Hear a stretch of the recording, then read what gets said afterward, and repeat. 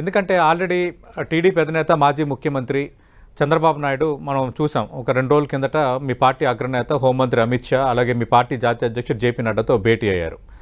అయితే ఆ పొత్తులు సంబంధించే చర్చ జరిగిందన్నది మనం అందరూ బయటకు అనుకునేది. ఏం జరిగిందన్న దానిపైన భారతీయ జనతా పార్టీ ఇప్పటివరకు ధృవీకరించడం లేదు. కేంద్ర పెద్దలే సమయం వచ్చినప్పుడు చెప్తారు కదా అని మీలాంటి సీనియర్ నేతలు, కేంద్ర పెద్దలతో సత్సంబంధాలు ఉన్న నేతలు కూడా మాట్లాడుతున్నారు. అలాగే తెలుగుదేశం పార్టీ కూడా అధికారికంగా ఎక్కడ చెప్పలేదు. చంద్రబాబు నాయుడు సన్నిహితంగా మిత్రుల దగ్గర, కొందరు సన్నిహితుల దగ్గర కొంత మాట్లాడారని కొంత మీడియాలో కొన్ని కథనాలు వచ్చాయి. ఎలా అర్థం చేసుకోవాలి సార్? ఆంధ్రప్రదేశ్లో పొత్తులపై ఇప్పుడే చెప్పలేమని, ఇప్పుడే మాట్లాడలేమని మీ పార్టీ అగ్రనేత అమిత్ షా వ్యాఖ్యల్ని. ముందుగా నమస్కారం సార్. నమస్తే సార్. నాగభూషణ్ గారు, పట్టాభి గారికి, ధర్మశ్రీ గారికి, పుల్లారావు గారికి, అదేవిధంగా టీవీ10 ప్రేక్షకులందరికీ కూడా ముందుగా నా నమస్కారాలు సార్. ముందుగా ఏంటంటే సార్, మన తెలుగువాడు పివి నరసింహరావుకి భారతరత్న ఇవ్వడం అనేది చాలా గొప్ప విషయం. ఇది ఈ సందర్భంగా భారతీయ జనతా పార్టీ మోడీ గారికి ధన్యవాదాలు. ఎందుకు చెప్తున్నానంటే, పివి నరసింహరావు లాంటి ఒక రిఫార్మ్స్ తీసుకొచ్చిన వ్యక్తి భారతదేశంలో ఇవాళ చాలామంది ఐటీ అవ్వచ్చు, ఏదైనా సరే ఆయన తెచ్చినప్పుడు ఎగతాళి చేశారు. అసలు ఏదో నాశనం చేస్తున్నాడు, ప్రైవేటైజేషన్ చేశారని. కానీ వాళ్ళ అటువంటి వ్యక్తిని కాంగ్రెస్ పార్టీ పట్టించుకోకపోయినా భారతీయ జనతా పార్టీ ఒక వ్యక్తిగా గౌరవించి భారతరత్న ఇవ్వడం. అదేవిధంగా చౌదరి చరణ్ సింగ్ గారు కూడా, ఆయన ఒక రైతు నాయకుడు, అదేవిధంగా అగ్రికల్చర్ రిఫార్మ్స్ తీసుకొచ్చినటువంటి గ్రేట్ పర్సన్ స్వామినాథన్. సరే, అంతకుముందు అద్వానీ గారికి కట్టించారు, మామూలు అనుకోండి. సో ఇది ఒక డెమోక్రసీలో ఒక మంచి పాలసీ, ఒక మంచి విధానం అనేది నేను చెప్తున్నా సగర్వంగా. సరే, మీరు చెప్పేటప్పటికి పొత్తుల దగ్గరికి వచ్చేటప్పటికి ఇందులో ఏదైతే ఇవాళ కొత్తగా భారతీయ జనతా పార్టీ తెలుగుదేశం కొత్తగా పొత్తేం కదా సార్. ఇంతకుముందు 85లో ఒకసారి, తర్వాత 99లో ఒకసారి, 98లో ఒకసారి, మరి ఇట్లా 2014 ఇట్లా 14 ఇట్లా ఇన్నిసార్లు పొత్తులు జరుగుతూనే ఉన్నాయి భారతీయ జనతా పార్టీతో. ఇక్కడ నేను అనేది ఏంటంటే, ఏదైతే ఇక్కడ ఈ డిస్కషన్ ఉందో ఇది కేంద్ర నాయకత్వం 360 degrees వాళ్ళకు ఉంటుంది. మాకెంత ఉంటుంది, ఒక 60 degrees యాంగిల్లోనే ఉంటుంది మా ఆలోచన. ఇక్కడ మా పురంధేశ్వర్ గారి మాకు కానీ మాకున్న పరిధిలో. ఇప్పుడు మేమేం చేసాం, గత సంవత్సరం నుంచి కూడా మీరు అబ్జర్వ్ చేస్తే ఈ రాష్ట్రంలో జగన్మోహన్ రెడ్డి చేసిన అవినీతి గురించి, మేము మద్యం గురించి మొత్తం 92,000 కోట్ల రూపాయలు అమ్మితే 85,000 కోట్ల రూపాయలు క్యాష్ అమ్మారు. 7,000 కోట్ల రూపాయలు మాత్రం చెక్కులు లేదా క్రెడిట్ కార్డ్స్. తర్వాత శాండ్ మాఫియా, అది లోకల్ బాడీస్ డబ్బులు. నేను జిల్లా పరిషత్ చైర్మన్ చేసి కూడా నాకు బాధ తెలుసు. సర్పంచులకి, ఎంపీపీలకి, జడ్పీ చైర్మన్లకు వచ్చిన 14 ఆర్థిక సంఘం, 15 ఆర్థిక సంఘాలు అందరూ డైవర్ట్ చేసుకుని ఆ డబ్బులన్నింటినీ కూడా చేస్తే, మేము లెటర్ ఇస్తే ఇప్పుడు వాళ్ళ అకౌంట్లో కొంత వచ్చి మళ్ళీ ఇంకా వేయాల్సినవి ఉన్నాయి. ఇది కాక శాండు. తర్వాత అసలు రాష్ట్రంలో ఇది అది కానీ ప్రతి ఒక్క వర్గం కూడా అన్హ్యాపీగా ఉన్నారు. సో అందుకనే ఈ పొత్తుల విషయం ఏంటంటే, ఇప్పుడు ఇందాక పుల్లారావు ఏమంటున్నారంటే అక్కడ తగ్గితే ఎక్కడ తగ్గే పరిస్థితి లేదు సార్. మాది 303 నుంచి 333, 400, 333 ప్లస్ 400 టార్గెట్ మాది. ఆ టార్గెట్ ఎక్కడ తగ్గే పరిస్థితి లేనప్పుడు ఎందుకు ఈ కొత్త మిత్రులకు సంబంధించి ఈ ప్రయత్నాలు? So very simple sir. మన ఇంట్లో కుటుంబంలో ఒక తండ్రికి 4 కొడుకులు ఉంటారు సార్. 4 కలిసి పెళ్లిళ్ళు అయిన తర్వాత కూడా కలిసే ఉంటారు, ఉమ్మడి కుటుంబంగా. మన భారతదేశంలో ఏంటంటే 4 ఒక టీమ్గా పనిచేస్తే కంట్రీ ఎక్కువగా డెవలప్ అవుతుంది. భిన్నాభిప్రాయాలు, రకరకాల గందరగోళాలు ఏం లేదు. మనకు బీజేపీ ఎజెండా, మోడీ గారు, అమిత్ షా గారు, నడ్డా గారి టార్గెట్ ఏంటంటే, మనం ప్రపంచంలో ఇవాళ టాప్ జీడిపిలో మనం ముందున్నాం sir. America 25 trillions, China 17 trillions, మనం 4 దగ్గర ఉన్నాం. అసలు మన తర్వాత ఎక్కడ ఉన్నాం మిగతా అన్ని కూడా. సో టాప్ 3కి రావడానికే మనం ఇన్ని 70 సంవత్సరాలు స్వతంత్రం వచ్చిన తర్వాత మనం ఆలోచిస్తున్నామంటే, దీన్ని ముందుకు తీసుకెళ్లాలనేదే మన ఉద్దేశం. ఇవాళ ఒక జీడిపి చూస్తే, మనం మిగతా కరోనా వచ్చినప్పుడు మనం అన్ని స్టేట్లో కూడా ఇబ్బంది పడ్డా కూడా మనం ఇబ్బంది పడకుండా, ఎక్కడ గ్రోత్ రేట్ తగ్గకుండా మనం చేసాం. ఫ్రీగా వ్యాక్సినేషన్ ఇచ్చాం, మిగతా కంట్రీస్ కంటే బెటర్గా మనం ఇచ్చాం. సో అందుకని డెవలప్మెంట్ విషయంలో అందరినీ కలుపుకెళ్ళటం అనేది ఒక ఉమ్మడి కుటుంబంగా ఆ పాజిటివ్ డైరెక్షన్ తీసుకెళ్లాలనేదే ఉద్దేశం అమిత్ షా గారిది కానీ మోడీ గారిది. అందుకనే ఈ యొక్క పొత్తుల గురించి మాట్లాడుతున్నారు తప్పితే, ఏదో మాకు బలం తగ్గిద్ది, మేమేదో 3వసారి 100% ఫిక్స్ అయిపోయారు సార్ మోడీ గారు. 3వసారి ప్రధానమంత్రి, దీన్ని ఎవరు ఆపలేరు ఇక. అది రైట్ సార్. ఓకే, అంటే మరి ఏపీ వరకు వస్తే, ఏపీలో పొత్తులపై ఇప్పుడే మాట్లాడలేమని అమిత్ షా అంటున్నారు. అంటే మరి పొత్తులు ఉంటాయనా ఉండవనా, లేదంటే ప్రోస్ అండ్ కాన్స్, అంటే మనకి ఎంతవరకు మేలు జరుగుతుంది, ఎంతవరకు మేలు జరగదని అంచనాలు ఏమైనా భారతీయ జనతా పార్టీ లెక్కలేసుకుంటుందా?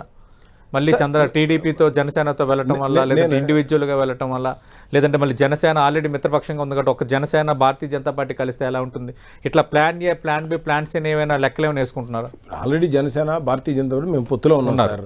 ఉన్నా కూడా అవతల జనసేన టీడీపీతో కలిసి నేను జగన్మోహన్ రెడ్డి దించేదానికి, అవినీతి రావణాసుడి యొక్క ప్రభుత్వాన్ని దించేదానికి ఓట్లు చేయకుండా ఉండాలని స్లోగంతో ఆయన వెళ్తా ఉన్నారు.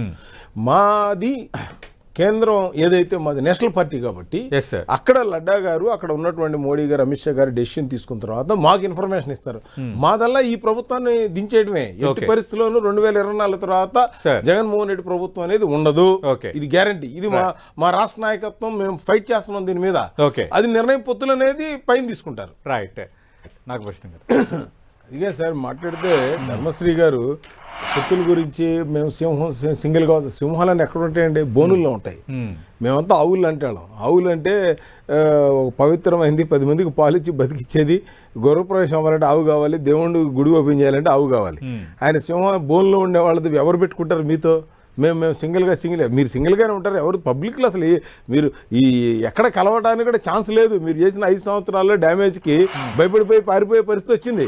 సరే, ఆయన ఇంకోటి అడుగుతున్నానండి ధర్మశ్రీ గారిని, మరి మీరు మొన్నటిదాకా షర్మిల గారిని వాళ్ళందరిని మరి తిప్పారు, మరి గ్రామానికి అన్న వదిలిన బాణం అన్నారు. ఇప్పుడు ఏంటంటే ఆ బాణంకి అది బుల్లెట్ వెనక్కి తిరిగి వచ్చినట్టుందా మీకు? ఇప్పుడు మీరు దానికేం సమాధానం చెప్తారు? మీరు మొన్నటిదాకా మీతోనే ఉన్నారు కదా. అంటే రాజకీయాల్లో కలవటం, విడిపోవటం అనేది అది సర్వసాధారణం, ఎవరైనా సరే, ఎక్కడైనా సరే. కానీ మీరు అదంతా మర్చిపోయి మాట్లాడితే మీరు వాళ్ళకు అవసరం ఉంది, వీళ్ళకి అవసరం ఉంది. మీకు ఫస్టే చెప్పాను, భారతీయ జనతా పార్టీకి నేషనల్ ఇంట్రెస్ట్, ఈ దేశం చుట్టుపక్కనటువంటి ఈ పాకిస్తాన్ అవ్వచ్చు, లేదు బంగ్లాదేశ్ అవ్వచ్చు, చైనా అవ్వచ్చు, ఇదివరకు ఇట్లాగా రోజు బాంబులు మోతలు గందరగోళాలు ఏమి లేవు. ఇవాళ కాశ్మీర్లో బ్రహ్మాండంగా అన్ని కార్యక్రమాలు జరుగుతున్నాయంటే that is a great Modi garu. ఇప్పుడు మీరు ఒకటి గుర్తుపెట్టుకోవాల్సింది ఏంటంటే, మేము రేపొద్దున ఈ రాష్ట్రంలో మాకు ఒకటి ఉంది, 2024 తర్వాత మీరు ఈ రాష్ట్రాన్ని నాశనం చేసిన తర్వాత మాకు దీనికో దశ దిశ, మరి దీనికి డైరెక్షన్ తీసుకెళ్ళాలి మాకు ఆలోచన ఉంది. మీరు నేను పోలవరం గురించి ఇందాక మాట్లాడుతున్నారే, ఎన్నిసార్లు అండి కేంద్రం వాళ్ళు వచ్చి ఇక్కడికి వచ్చి మీ దగ్గర పోలవరం పడితే మీరు రిపోర్ట్లు ఇవ్వరు, టెక్నికల్ రిపోర్ట్ సబ్మిట్ చేయరు, బిల్స్ రియంబర్స్ చేయడానికి ఏమో దాన్ని ఇది చేయరు, ఆర్ఆర్ ప్యాకేజ్ యాక్సెప్ట్ సరిగ్గా డాక్యుమెంట్స్ ఇవ్వరు, మీరు ఇస్తానన్నది చేయరు. రాజధాని ఎలక్షన్ ముందు మీరు చెప్పారు, మరి 3 రాజధానులకు మీరు మరి ఎందుకు పెట్టారు? మేము రాజధానికి ఏమైనా సపోర్ట్ చేసాము? ఒక రాజధాని మేము చెప్పాం కదా. మరి మేము ఇంత సపోర్ట్ చేసినా కూడా మీరు 3 రాజధానులు అని చెప్పి ఒక పొలిటికల్ గేమ్ తప్పితే ఎక్కడ మీరు డెవలప్మెంట్ చేశారండి? అదేవిధంగా మీరు చూసుకుంటే ఈ రాయలసీమలో ఇరిగేషన్ ప్రాజెక్ట్ ఒకటి చేశారా? వెలుగొండ ప్రాజెక్ట్ అయిందా? మనం పక్కన తెలంగాణ వాళ్ళు మన మొత్తం నీళ్ళని తీసుకెళ్ళిపోతూ ఉంటే నాగార్ సాగర్ శ్రీశైలం నుంచి మీరేం చూద్దా కూర్చున్నారు? మీరు ఉమ్మడి ఆస్తులు ఉన్నాయి మన విభజన చట్టంలో, వాటిని మీరు 40,000 కోట్ల రూపాయల ఆస్తులను వదిలేశారు. కేంద్రం దగ్గరికి వెళ్ళి కూర్చొని మాకు ఇగో ఇవి ఉన్నాయి, మాకు ఇష్యూస్ పంచాయతీ చేయండి, లేదా మాకు హెల్ప్ చేయండి అని మీరు ఎప్పుడు అడిగిన సందర్భం ఉందా?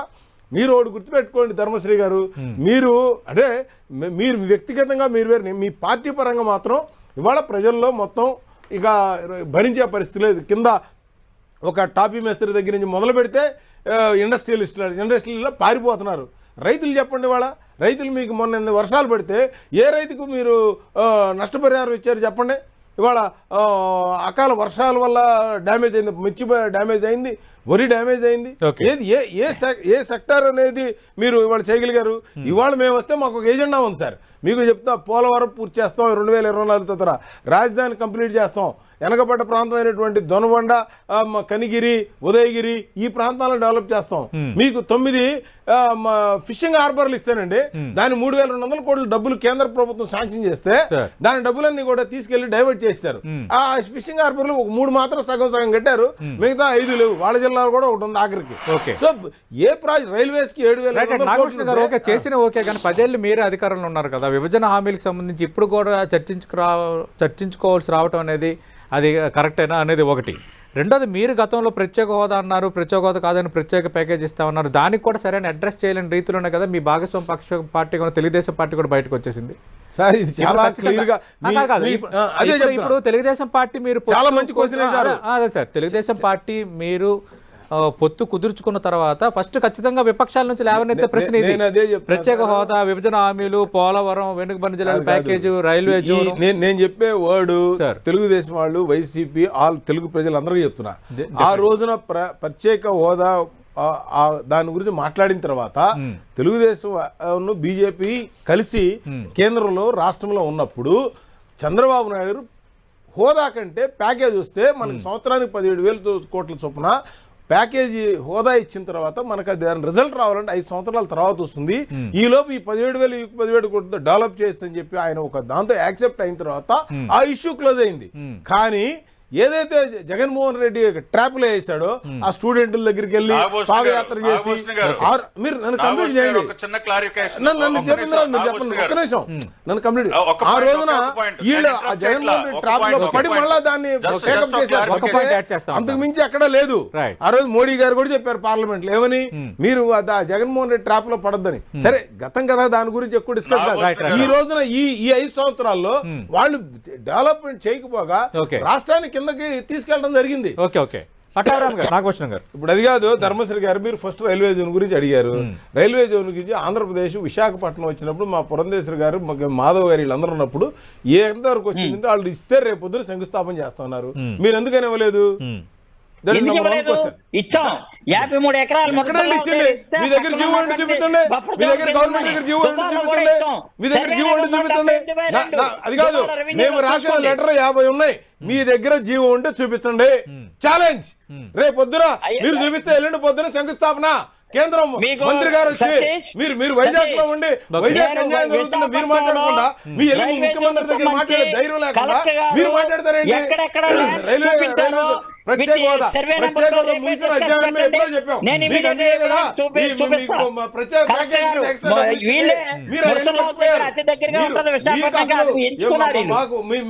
ఏం మాట్లాడారు, ఎలక్షన్ అయిన తర్వాత ఏం మాట్లాడారు మీరు గుర్తు తెచ్చుకోండి. అదేదో సినిమాలో గజనీలాగా మనం మార్నింగ్ ఏం మాట్లాడారు ఈవినింగ్ మర్చిపోయే పద్ధతి కాదు. మీరు వైజాగ్ లో ఉండి మీరు ల్యాండ్ ఇవ్వకపోతే అబద్ధాలు ఆడతారేంటండి అంత బ్లైండ్ గా? నేను ఎవిడెన్స్ తో సహా రేపు టీవీలో నేను ఉంటాను. 53 ఎకరాలు ఇవ్వలేదని కేంద్ర మంత్రి కూడా చెప్పారని తెలుగుదేశం పార్టీ అంటున్నారు అనుకుంటున్నారు. నాగభూషణ గారు కూడా సవాల్ విసురుతున్నారు. మీరు ఇవ్వలేదు, 53 ఎకరాలు ఇవ్వలేదు. రైల్వేకి మీరు అప్పచెప్పారా? మీరు ఎక్కడ మున్సిపాలిటీ వాళ్ళకి మీరు ఒక లెటర్ పంపించి ఇవ్వండి, ఎవరిస్తారండి? మీరు ఎవరు మోసం చేద్దాం అనుకుంటున్నారు? మీ ప్రభుత్వాన్ని మోసం చేయాలనుకుంటే కేంద్ర ప్రభుత్వాన్ని ఇదేదో ఆశామాషి పార్లమెంట్ లో చెప్పారంటే దానికో శాంటిటీ ఉంటుంది, దానికో లెక్క ఉంటుంది.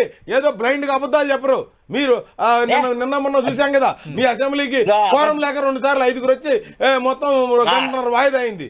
మీరు అదే నిన్న పార్లమెంట్ లో ఎంతమంది వచ్చారు చూడండి, 100% అటెండెన్స్ వచ్చారు. ఏం మాట్లాడతారు ధర్మశ్రీ గారు? మీరు కూడా ఎప్పుడైనా మీరు కళ్ళు తెరవండి. ఇంకా మీరు ముద్దు నిద్రపోవద్దు. ఈ అవినీతి ప్రభుత్వానికి 2024 తర్వాత ఇక లేదు. మీరు గుర్తుపెట్టుకోండి. 3 ప్రపోజల్స్ మేము ఇచ్చాము.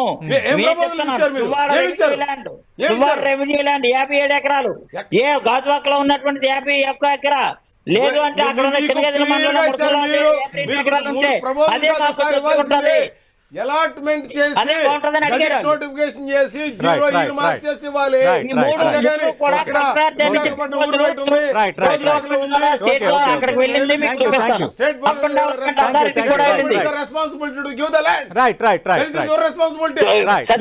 రేపు ఉదయాన్నే దయచేసి నాగభూషణ్ గారికి నాకు పట్టాభికి రేపే మీరు ఇక్కడ శంకుస్థాపన చేయకపోతే రాజకీయాలు మానేస్తా. మీరు మానేస్తారు చూడండి.